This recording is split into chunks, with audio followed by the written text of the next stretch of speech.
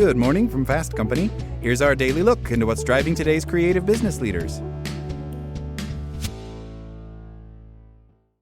Over the past 2 decades, I've had the privilege of leading brainstorming sessions with some of the world's most brilliant minds, from Nobel laureates to royal families to government think tanks and Fortune 500 executives. I've partnered with top creative agencies who came to me frustrated with the diminishing ROI of their own brainstorming efforts. All this has put me in a unique position to see both the potential and the pitfalls of traditional brainstorming up close. And what my experience has revealed might come as a surprise. The very methods we've long turned to in order to tap into our creative potential might be the very culprits responsible for holding us back. It is time to pull back the curtain on why your brainstorming sessions might be failing you, and more importantly, how to get your team's creative juices flowing. Here's why traditional brainstorming sessions are a waste of time and what to do instead. The science behind brainstorming. Imagine this. You're in a conference room with all your colleagues brainstorming new ideas for your company's next big project. Sticky notes are scattered about the room. Dry erase markers are everywhere, and the scent of the chemicals in them hangs heavy in the air. But as hours pass, as you watch all the scribbling and excitement, you get the sense that you're wasting your time. And you just might be. The painful truth is that the most popular form of brainstorming, the structured group ideation session, is a creativity killer when done wrongly. I've seen this play out in companies around the world and documented the ways in which it fails in my books. Even technology won't save you if you ignore some simple rules. So, why would that happen? The answer is, it has to do with the way our brains are wired and with the group dynamic that's present in these sessions. Today, team brainstorming has become an accepted part of corporate culture, even though decades of research demonstrates that this method often generates fewer and lower quality ideas than individuals working alone. An intricate set of psychological and social mechanisms undermine our creative efforts during brainstorming sessions. Let's take a look at some of the most prevalent traps. Number 1, confirmational bias and leadership priming. If a powerful leader voices an opinion early in the brainstorming process, the outcome can be drastically limited. Team members will often unconsciously try to conform their contributions to the leader's opinion, trying to fit and confirm rather than exploring ideas in alternative directions that might truly be more creative. Number 2, groupthink and conformity pressure.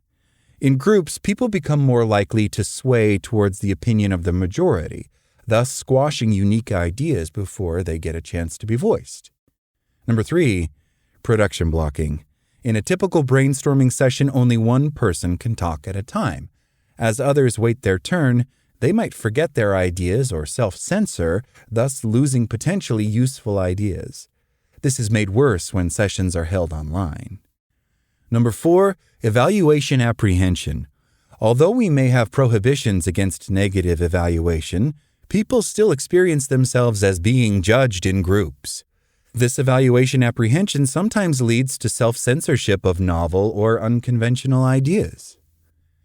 Number 5, social loafing. Some individuals will be lazy, relying on the others to do the creative heavy lifting. This free rider effect can dramatically reduce the output of a group. But the most insidious enemy to creativity in brainstorming sessions is what I call the reactive thinking trap. Our brains are wired to react to stimuli, something that helped us in our evolutionary past. However, in the context of brainstorming, it causes us to seize on the first good idea we can find, before we've had a chance to consider better alternatives. This kind of reactive thinking is especially harmful because it fails to take into account one of the most important aspects of the creative process, incubation. My latest book takes a deep dive into the science behind how our brain's creativity engine works. Perhaps the most important finding is that our most creative ideas often don't occur while we're in a brainstorming session. They happen when we are at rest, or better still, when we are in what is called a focused daydreaming state. Alternatives to traditional brainstorming. How can we make the most of our team's creative spark? The answer lies in a smarter, brain-friendly approach to ideation. Number 1, brain sprint, don't brainstorm. As opposed to marathon brainstorming sessions, I coined the term brain sprint, multiple short bursts of creativity spaced out over time. Rather than doing a 3-hour group call or boardroom session, split the sprint into 6 30-minute meetings over several days. Trust me, you will see remarkable gains in insight and creativity. Number 2, harness the power of daydreaming. Give team members time to think. This is where the value of brain sprinting really comes into play. Most people do not get their best ideas in a boardroom or on a group call. They find them when they go for a walk, or doodle, or just sit quietly.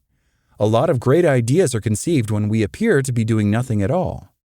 Number 3, start individual ideation. Get each individual to generate ideas separately before bringing the group together.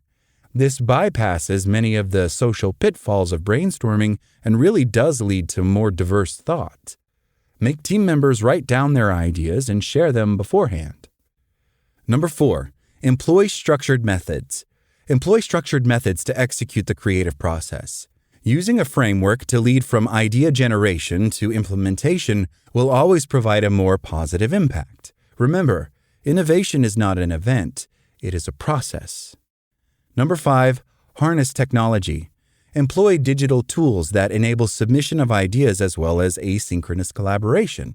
This can help overcome apprehension regarding evaluation and production blocking. These tools can often help turn the ideas into action.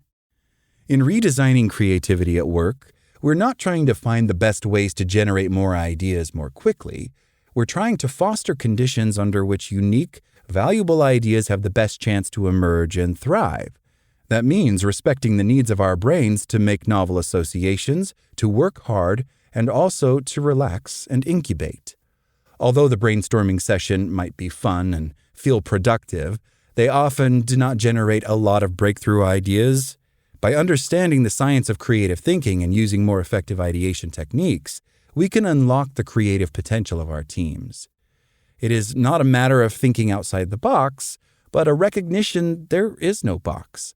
Once we embrace that, we are liberated to explore a range of creative possibilities beyond traditional brainstorming.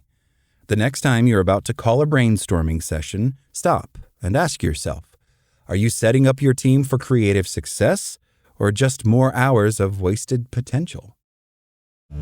That's all today from Fast Company. Talk to you tomorrow.